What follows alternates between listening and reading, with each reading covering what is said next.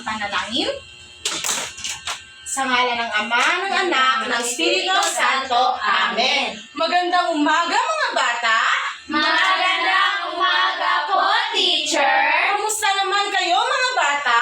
Okay naman po, teacher! Mabuti kung galon, pero bago kayo magsiupo, maaari bang pakipulot at pakiayos ang inyong mga upuan? Tapos na po, teacher! Maaari na kayo magsiupo mga bata? Salamat po, teacher! May lumiban ba sa ating klase ngayong araw? Wala po, teacher! Mahusay! Dahil walang lumiban sa ating klase ngayong araw, bigyan nga natin ng 3 palakpak ang ating bawat sarili. 1, 2, 3. Mga bata, si teacher ay may mga lituntunin na dapat nyo sundin kapag si teacher ay nagsasalita sa harapan. Magbigay nga kayo ng halimbawa. Teacher! Caitlin, Huwag makipag-usap sa katabi, teacher! salamat. Priscilla, Itaas lamang ang kanang kamay, teacher, kung nais sumagot. may iba pa ba, Lynette? Respetuhin ang opinion ng kaklase. Tama, maasahan ko ba ito sa inyo mamaya? Opo, teacher! Mabuti. Ngunit si teacher ay may mga katanungan. Kapag kayo ba inutusan ng inyong mga magulang, sinusunod ba ninyo ito? Opo, teacher! Ikaw, Lynette, sumusunod ka ba sa utos ng inyong magulang? Opo, Ikaw, Liza, sumusunod ka ba sa utos ng inyong magulang? Opo, teacher! Mga mabuting bata, dahil kapag hindi tayo sumunod sa utos ng ating mga magulang, tayo ay Pinapalo! at ano pa? Pinapagalitan! Tama, tayo ay pinapagalitan. Yan mga bata, gusto nyo ba maglaro? Opo, teacher! Mabuti, para malaman ni teacher kung kayo ay handa na, maaari bang magsitayo ang lahat at gawin ito. Ngayon, bigyan nyo ako ng 3 palakpat at sabihin ang handa na po kami. Magsimula na kayo mga bata. 1, 2, 3, handa na po kami! Mahusay, maaari na bang kayo magsiupo? Ngayon ay may hinihanda si teacher ditong mga larawan. Pero bago yan ay gagawin muna ni teacher kung ano yung gagawin ninyo. Una ay magbibigay si teacher ng panuto sa kanyang sarili. Una ay tatayo si teacher ng parang aso at tatawa siya ng parang aso. Aw! Aw! Aw! Tapos, ngayon ay may tatawagin akong isang estudyante. Maaari ko bang tawagin si Caitlin? Caitlin, maaari ka ba pumunta sa harapan? Opo, teacher! Pakikuha ang mikropono sa lamesa at maaari ka bang kumanta?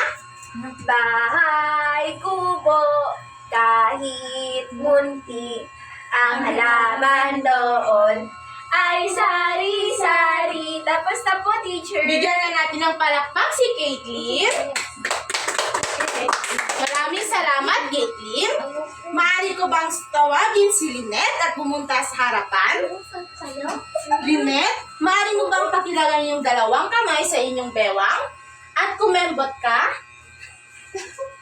Wow, ang galing naman ni Lynette. Kumembot. Maaari ka na upo, Lynette.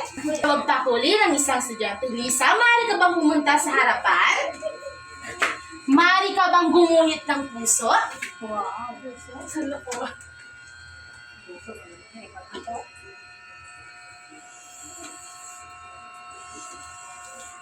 Maraming salamat, Liza. Teacher, puso po ba yan? Opo, puso iyan, bata. Maraming salamat, Liza. Ngayon, maaari bang tumayo ang lahat para sa gawain ito?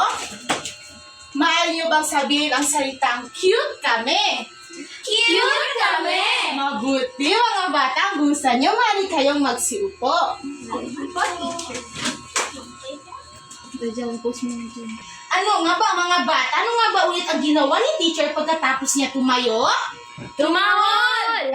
Lisa? Tumahol po, teacher! Tama. Si Caitlin at Lynette, ano naman ang ginawa nila kanina? Nagilita? Si Caitlin po ay kumanta, tapos si Lynette ay sumayaw. Mahusay, Liza. Ngaingay kayo, anong ginawa ninyo kanina? Nagsabi po, cute kami! Very good. Ngayon mga bata, magkakaroon tayo ng bagong aktibidad. May inihanda si teacher ditong larawan ng isang cake. Kumakain ba kayo ng cake? Opo, teacher! Paundag, anong kulay ng cake ng kinain mo? Purple po, teacher! Wow, ikaw naman, Caitlin?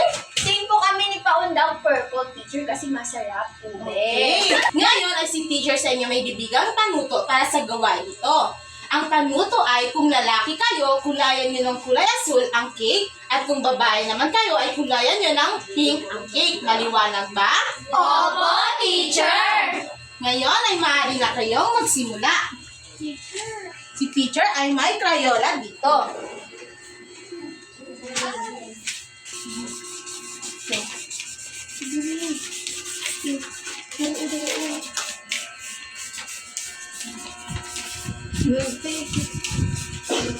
Tawagin mo na lang ako, Pedro. Wala, Pedro.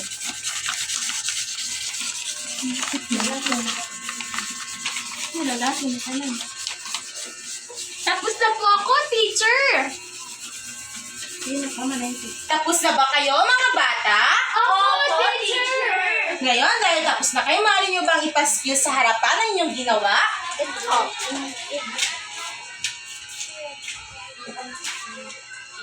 Maraming salamat mga bata. Base sa ibinigay niyo ng panuto ni teacher kanina, kapag kayo ay lalaki, ay kulayan niyo ng cake ng kulay asul ang cake. Kapag kayo naman ay babae, kulayan niyo ng Kulay pink ang cake. Dahil sinunod niyo ng wasto ang aking ibinigay na panuto, ngayon dumako na tayo sa ating aralin. Ang ating tatalakayin ngayong araw ay patungkol sa pagsunod sa panuto.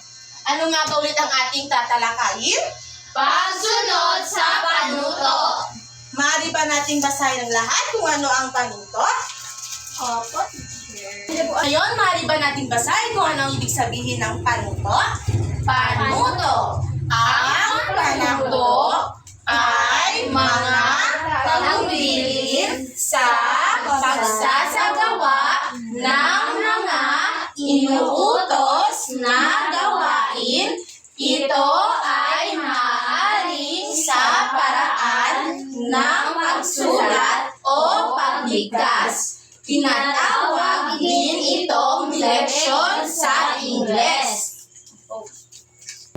Ang panuto mga bata, ito ay isang gawain o pagsasagawa na dapat nating ginagawa ng wasto. Dahil kapag hindi natin ito sinunod, maaari tayong ay magkamali o hindi tamang ating ginawa. Maliwanag ba? Opo, teacher! Ngayon ay may mga may kailangan tayong tandaan sa pagsunod sa panuto. Maaari ba nating basahin ng sabay-sabay? Mga kailangang tandaan sa pagsunod sa panuto. Unawaing mabuti ang ibinigay na panuto. Gawin lamang kung ano ang sinasabi. Sundin ang mga ipinagagawa ayon sa pagkasunod-sunod. Magtanong kung may hindi maunawaan. Maliwanag ba mga bata? Opo, teacher! Ngayon, para sa huli natin leksyon, ay may dapat tayong tandaan kapag ginagawa o sinusunod natin ang mga panuto. Mali ba nating sabay-sabay sa basahin? Tandaan! Ang pagsunod sa panuto ay mahalaga.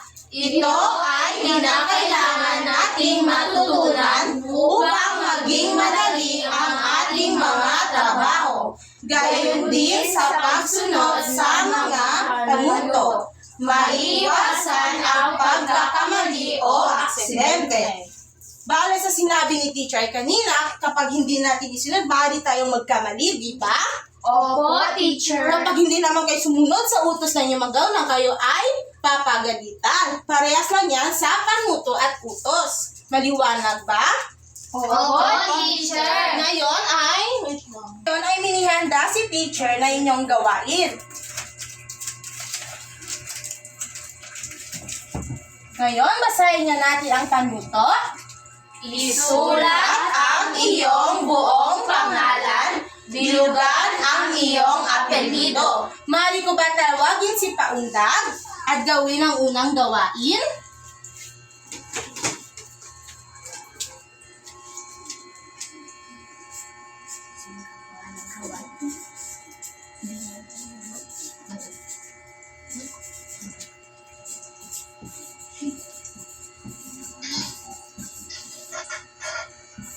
Ito po ang aking aking apelido, teacher.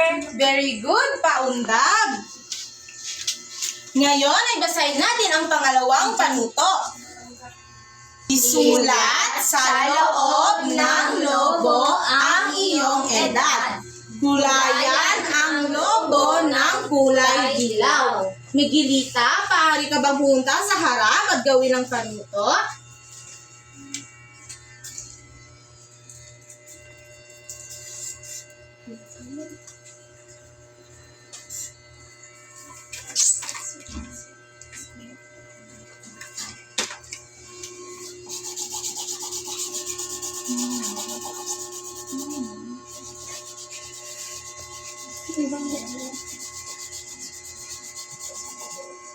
Very good, Miguelita.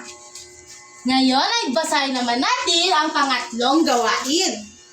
Gumuhit ng isang tatsulok, kulayan ito ng asul. Caitlin, maaari ka bang pumunta sa harap Opo, teacher. at gumuhit ng tatsulok?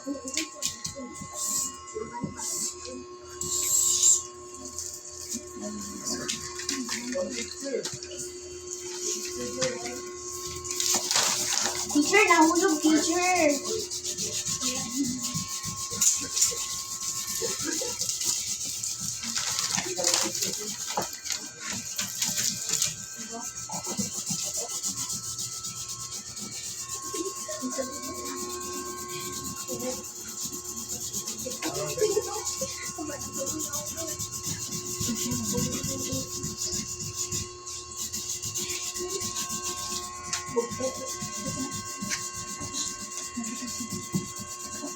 Ganito po ba, teacher? Opo, Caitlin, maaari kang umupo. Mga bata, napapansin ko kayo ay hindi na interesado. Ano nga ba ulit ang alituntunin na sinabi ni teacher kanina?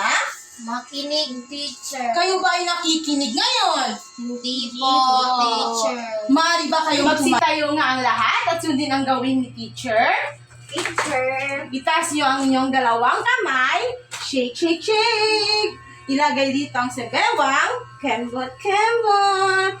Magsitalon nga tayo mga bata. Umiikot. Teacher, nahilo kami, teacher. Bakit ka nahilo? Kasi umiikot-ikot kami. Hinay-hinay ka din mag-ikot, bata. Okay, Kung teacher. mga bata, ngayon mukhang handa na kayo sa ating aralin. Maaari na kayong magsiupo. Salamat po, teacher. May katanungan si teacher bago tayo pumunta sa ating pagsusulit.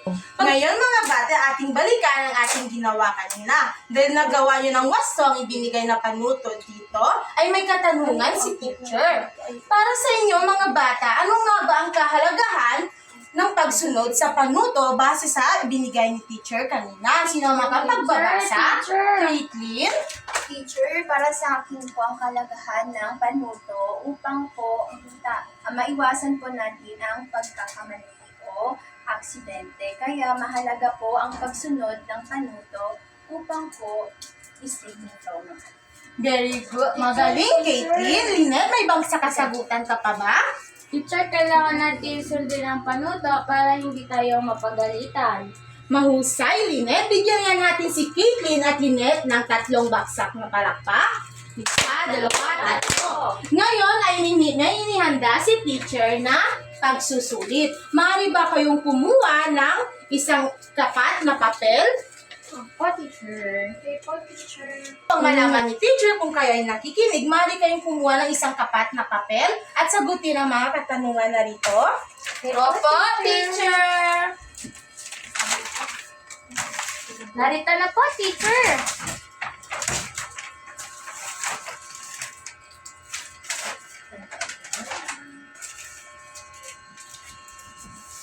Ngayon mga bata, bago kayo magsimula, basahin nga natin sabay-sabay ang panuto. Panuto. Sagutin ang mga sumusunod. Isulat ang check kung tama at X kung mali. Ngayon ay maaari na kayong magsimula sa pagsagot mga bata. Opo, teacher. Tapos Teacher, na po, teacher. Ngayon ay maaari ba nating sagutan? Basahin nga natin na sabay-sabay ang katanungang isa. Ang panuto ay mga tagubilin sa pagsasagawa ng mga na gawain. Miguelita, maaari ka bang pumunta sa harap para sagutin ang katanungang isa?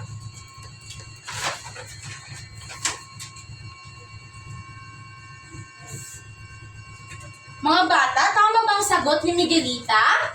Oo, teacher! Mahusay. Mahusay, Miguelita. Ngayon ay dumako na tayo sa pangalawang katanungan. Maaari nga natin sabay-sabay basahin.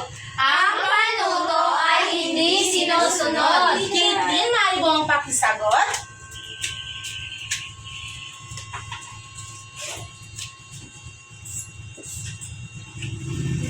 Mga bata, tama bang sagot ni Caitlin? Opo, teacher! Mahusay, Caitlin. Ngayon, para sa katatlong katanungan, basahin nga natin sabay-sabay. Ang panuto ay dapat unawaing mabuti. Liza, maaari ka bang pumunta sa harapan at pakisagot ang tanong? Tama ba ang sagot ni Liza, mga bata? Opo, teacher! Mahusay, mga bata, mukhang naintindihan ng mabuti ang ating leksyon. Ngayon may inihanda pa si teacher ng ibang karagdagang gawain. Ngayon ay gagawin ito sa harapan.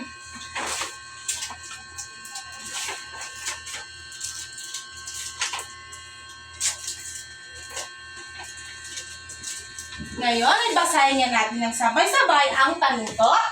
Panuto. Basahin ng mabuti ang mga panuto na nasa ibaba at gawin ang pinapagawa sa bawat bilang sa loob ng kahon. Ngayon, para sa gawain isa, basahin nga natin ng sabay-sabay ang dalawang panuto. Gumuhit ng isang malaking bilog.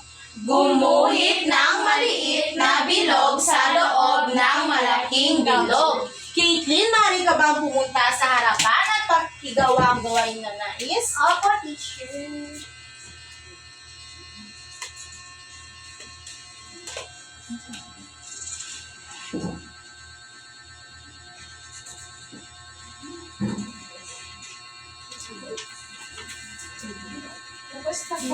Mga bata, sa tingin nyo, ay tama ba yung ginawa ni Caitlin? Hindi po, teacher! Maaari, Lynette, maaari ka bang pumunta sa harap at pakiayos?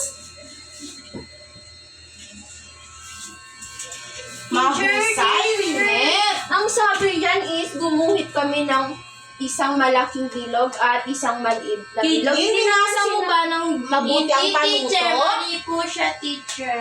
Caitlin, anong panuto na bilang sabi? Basahin mo nga. Gumuhit ng maliit na bilog sa loob ng malaking bilog. Okay po, teacher. Okay, ngayon dumako na tayo sa ating pangalawang gawain. Basahin na natin sabay-sabay ang unang panuto.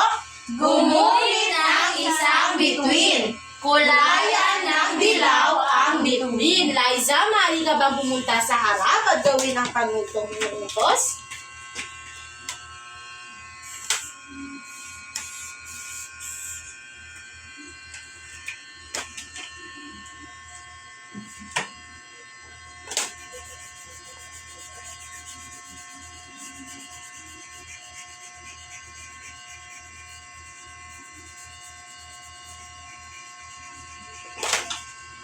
Mahusay, Liza. Ngayon, nagdadako na tayo sa pangatlong gawain. Basahin nga ang unang panuto.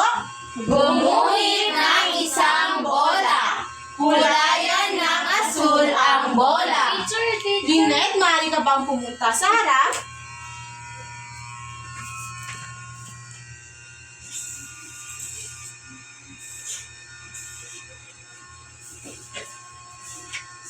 Sa labas.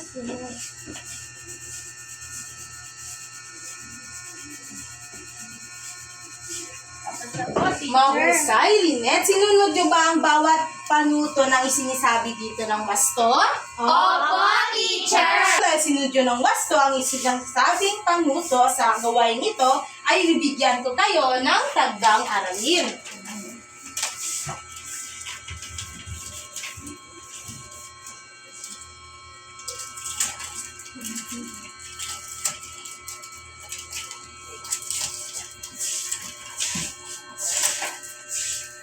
Maaari nga natin basahin ang panuto ng tagdang aralin. Panuto, gumuhit ng 10 lobo at kulayan ito ng iba't ibang kulay. Mga batang tagdang aralin ito ay isusulat nyo sa kwaderno at ipapasa ito bukas. Maliwanag ba? Opo, teacher! Ngayon, maaari bang magsitayo ang lahat para sa ating katapusang klase? Paalam mga bata! Paalam na po, teacher!